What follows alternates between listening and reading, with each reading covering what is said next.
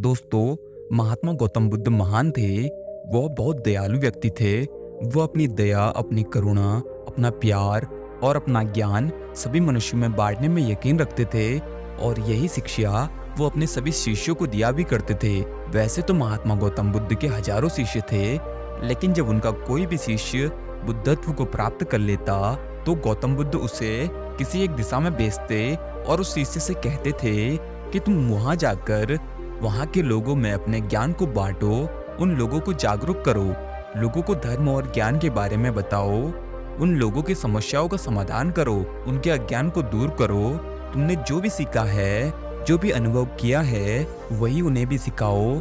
लेकिन महात्मा बुद्ध के इतने शिष्यों में से एक शिष्य ऐसा भी था जो कई सालों से महात्मा गौतम बुद्ध के साथ रह रहा था। उस शिष्य को ऐसा लग रहा था कि मुझे भी बुद्धत्व प्राप्त हो चुका है, अब मुझे भी किसी दिशा की तरफ जाना चाहिए। मैं भी अपना ज्ञान लोगों तक पहुंचाऊंगा और लोगों को जागरूक करूंगा। फिर वो शिष्य एक दिन महात्मा गौतम बुद्ध के पास आया और उनसे कहा कि हे बुद्ध, मुझे आपके पास ज्ञान ग्रहण करते हुए लगभग 6 साल हो चुके हैं। मैं इतने सालों से आपके साथ हूँ। आपने मुझे जो भी ज्ञान दिया, जो भी आपने मुझे सिखाया है, वो सब कुछ मुझे अच्छे तरीके से याद है। मेरे बाद यहाँ पर आपके पास बहुत सारे शिष्य आए और आपने उनको किसी न किसी दिशा में ज्ञान का प्रचार करने के लिए भेज दिया, लेकिन आज तक आपने मुझे किसी भी दिशा की तरफ ज्ञान का प्रचार करने नहीं भेजा। क्यों गुरुदेव? क्या गुरुदेव मुझसे कोई गलती हो गई है या मुझ में कोई कमी है, या फिर कहीं आपको ये तो नहीं लगता कि मुझे बुद्धत्व प्राप्त नहीं हुआ है? उस शिष्य की ये बातें सुनकर गौतम बुद्ध मुस्कुराते हैं और फिर उस शिष्य से कहते हैं कि मेरे प्यारे शिष्य, तुम्हें बुद्धत्व प्राप्त हुआ है या नहीं हुआ है, यह तो मैं नहीं जानता, यह तो तुम्हें ही पता लगाना होगा। महात्मा बुद्ध की यह बात सुनकर वह बोलता है कि हे गुरुदेव, आपने इन 6 सालों में मुझे जो कुछ भी सिखाया है, जो कुछ भी मुझे दिया है, जितना मुझे सिखाया गया है, वो सब कुछ मुझे मुंह जुबानी याद है। आप चाहे तो मेरी परीक्षा ले सकते हो, मैं आपके हर प्रश्न का उत्तर देने में सक्षम हूँ। मैं बस इतना चाहता हूँ कि गुरुदेव आप मुझे एक मौका अवश्य दे, मेरे ऊपर यकीन रखे, मेरे विश्वास करें, ताकि मैं भी और शिष्यों की तरह किसी दिशा में जाकर लोगों को जागरूक कर सकूं और आपके सिखाए ज्ञान को लोगों तक पहुंचा सकूं, उनका मार्गदर्शन कर सकूं, उनकी समस्याओं का समाधान कर सकूं।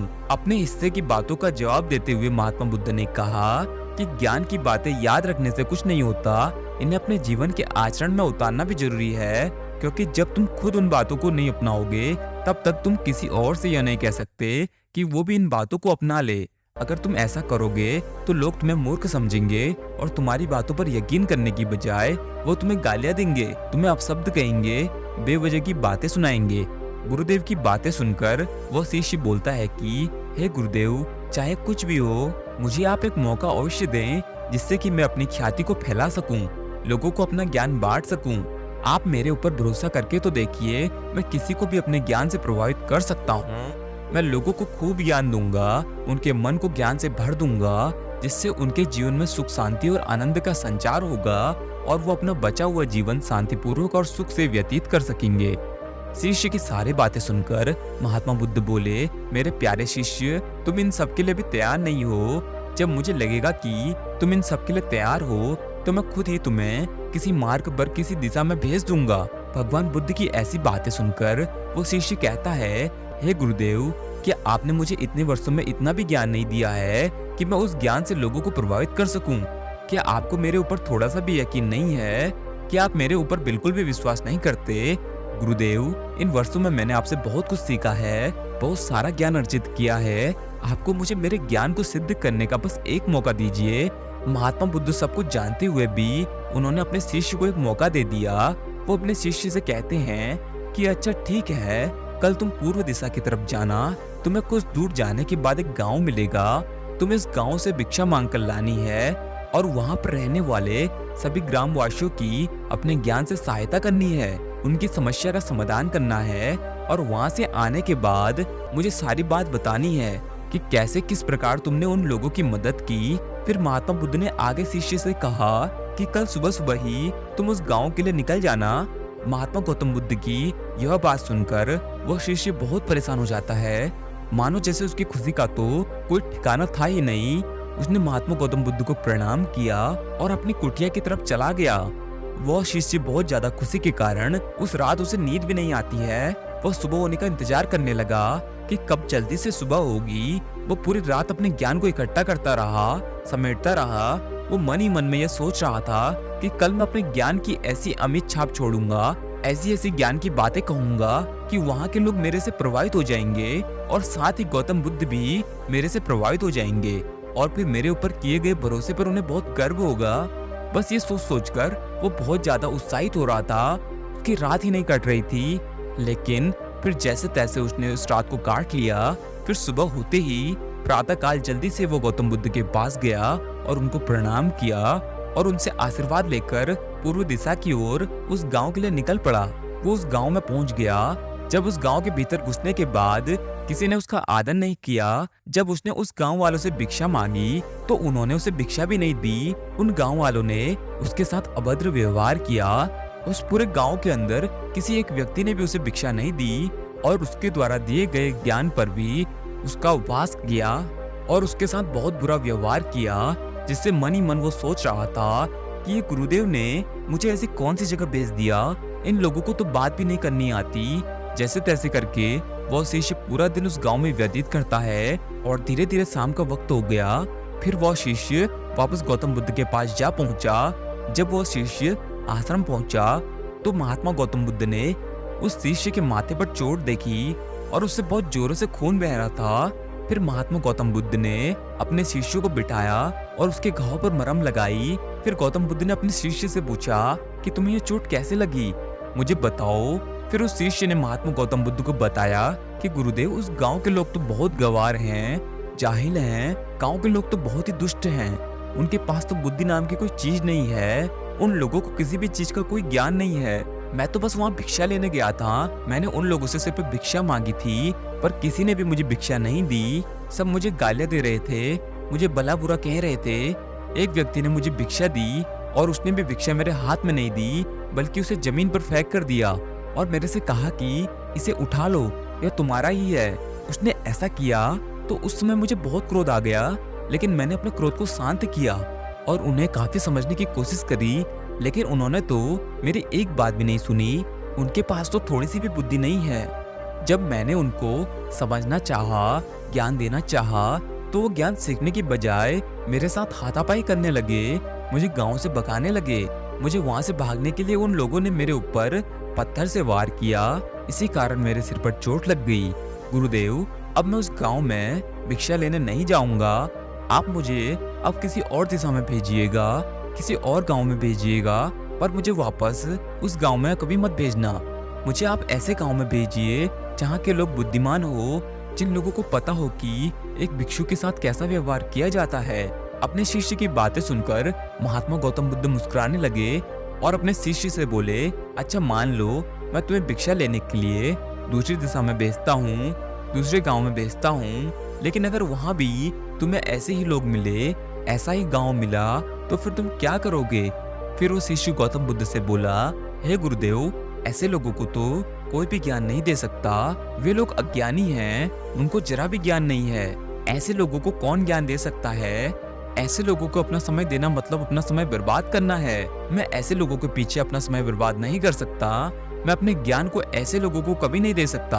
फिर महात्मा बुद्ध ने अपने शिष्य की सारी बात सुनकर उससे कहा कि मेरे प्यारे शिष्य, वो लोग अज्ञानी नहीं हैं। उन लोगों के पास तो ज्ञान का भंडार है, परंतु उनकी समस्या ये है कि वो ज्ञान उनका खुद का है, और यदि तुम दूसरों को अपने ज्ञान से ठेस पहुंचाओगे तो अपने ज्ञान से उन्हें तकलीफ दोगे, तो ऐसा कैसे हो सकता है कि वो लोग तुम्हें कुछ भी ना कहें? ऐसा तो हो ही नहीं सकता। ऐसे लोग तुम्हें हर जगह मिलेंगे। तुम जहाँ कहीं भी चले जाओ, देश के किसी भी कोने में चले जाओ, तुम चाहे उत्तर में जाओ या फिर पूर्व में जाओ, दक्षिण में जाओ या फिर पश्चिम में जाओ, तुम्हें हर तरफ चारों दिशाओं में ऐसे ही लोग मिलेंगे। तब तुम भला किसे ज्ञान बांटोगे? फिर तुम अपने ज्ञान से उनका भला कैसे करोगे? फिर महात्मा बुद्ध ने अपने शिष्य से कहा, अच्छा ठीक है, तुम आज आराम कर लो और कल शाम को तुम मेरे पास आ जाना। वो शिष्य महात्मा बुद्ध को प्रणाम करता है और अपनी कुटिया की तरफ चला जाता है। और गौतम बुद्ध के पास पहले से ही उनका एक शिष्य वहाँ उनके पास खड़ा था और उस शिष्य के हाथों में चोट लगी हुई थी। महात्मा गौतम बुद्ध ने उस शिष्य के हाथों पर मरहम लगाया और उसकी पट्टी की। फिर गौतम बुद्ध ने उस शिष्य से पूछा कि तुम्हें ये चोट कैसे लगी। गौतम बुद्ध की बात सुनकर वह शिष्य कहता है कि हे गुरुदेव, जिस गांव की तरफ आपने मुझे जाने के लिए बोला था, मैं उसी गांव में गया था और वहीं पर मुझे ये चोट लगी। फिर महात्मा बुद्ध ने अपने शिष्य से पूछा कि ऐसा क्या हुआ था वहां पर जो तुम्हें ये चोट लग गई, जरा तुम मुझे भी बताओ। फिर वो शिष्य गौतम बुद्ध से कहता है कि गुरुदेव, जब मैं वहां उस गांव में गया और मैंने लोगों से भिक्षा मांगनी शुरू की तो किसी ने भी मुझे भिक्षा नहीं दी, बल्कि लोगों ने मुझे गालियां और अपशब्द कहे। लेकिन उस गांव में एक दयालु व्यक्ति था जिसने उस पूरे गांव में मुझे भिक्षा दी थी। उसने वो भिक्षा मुझे जमीन पर फेंक कर दी और मैंने उस भिक्षा को उठाकर अपने दान पात्र में रख लिया और इस युवक को कल्याण का आशीर्वाद भी दे दिया। जब मैंने उस व्यक्ति को कल्याण का आशीर्वाद दिया तो उस व्यक्ति ने मुझसे कहा कि आप बड़े अजीब हो, मैंने आपका अपमान किया है, आपका तिरस्कार किया है, आपको गालियां दी हैं, फिर भी आप मुझे कल्याण का आशीर्वाद दे रहे हो। फिर मैंने उस व्यक्ति से कहा कि आप बड़े दानी हो, आपने मुझे दान दिया और इसलिए मैंने आपको कल्याण का आशीर्वाद दिया। और फिर जैसे ही मैं वहां से आगे बढ़ा तो बाकी के लोगों ने भी मुझे वहां से जाने के लिए कहा। वे लोग मुझे भला बुरा कह रहे थे, मुझे मारने की कोशिश भी कर रहे थे और कुछ लोगों ने तो मुझे पत्थर फेंक कर भी वार किया, जिस वजह से मुझे ये चोट लग गई। और फिर जब मैं उस गांव से वापस आश्रम की तरफ लौट रहा था तभी मेरी नजर रास्ते में एक बूढ़े आदमी पर पड़ी। वो आदमी अपने बीमार बच्चे की बीमारी को लेकर बहुत चिंतित था। ये देखकर मैं तुरंत जंगल की तरफ मुड़ गया। फिर जंगल से मैं कुछ जड़ी बूटियां लाया और फिर उस बच्चे को लगाने की कोशिश की, लेकिन वहां लोग मुझे उस जड़ी बूटी को उस बच्चे पर लगाने ही नहीं दे रहे थे। फिर मैंने उनसे काफी विनती की, उनके हाथ जोड़े और कहा कि मुझे इस बच्चे का इलाज करने की इजाजत दो।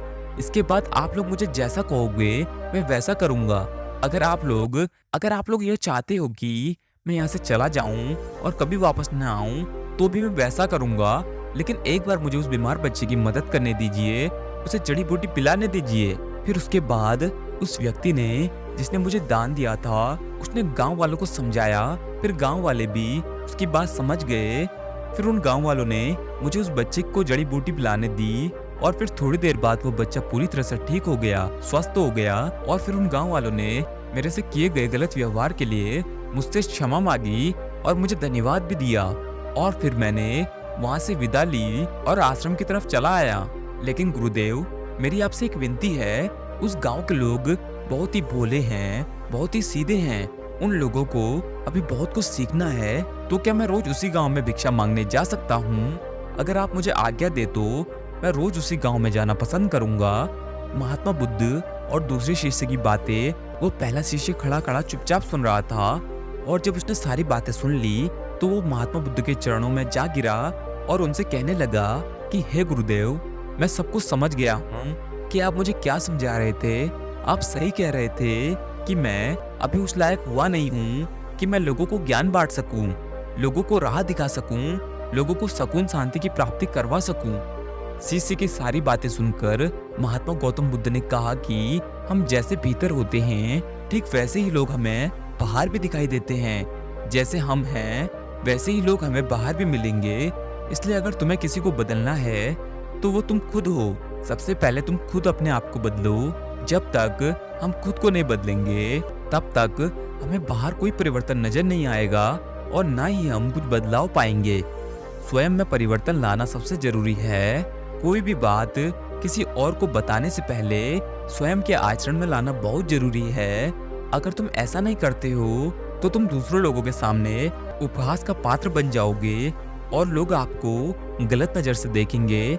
महात्मा गौतम बुद्ध सही कहते हैं कि सबसे पहले हमें खुद कार्य को करके देखना चाहिए, उसके बाद ही हमें दूसरों को उस कार्य के बारे में बताना चाहिए। स्वयं महात्मा बुद्ध भी अपने जीवन में ऐसा ही करते थे। जब भी वो किसी काम को अच्छे से जान लेते थे, समझ लेते थे, उसे अपने जीवन में उपयोग कर लेते थे, तभी वो दूसरों को बात समझाया करते थे। और ऐसा करके आप हर बार किए गए कार्य को आसानी से दूसरों को बता सकते हो और उस कार्य में आई समस्याओं का भी हल कर सकते हो।